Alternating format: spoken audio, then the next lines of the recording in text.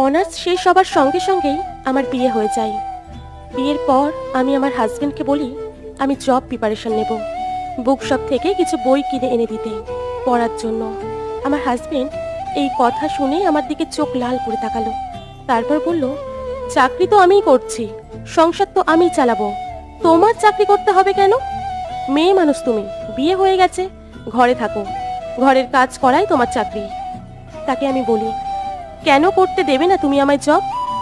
সে বলল, জব করলে মেয়েরা নষ্ট হয়ে যায়, স্বামীর সঙ্গে উঁচু গলায় কথা বলে, অনেকেই কলিকের সঙ্গে পরকীয়া করে, তাদের দিয়ে সংসার হয় না। আমি শব্দ করে হেসে ফেললাম তখন। হেসে তারপর বললাম, জব করলে ছেলেরা নষ্ট হয় না?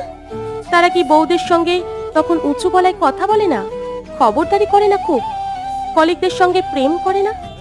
তাদের দিয়েও তো সংসার হবার কথা না।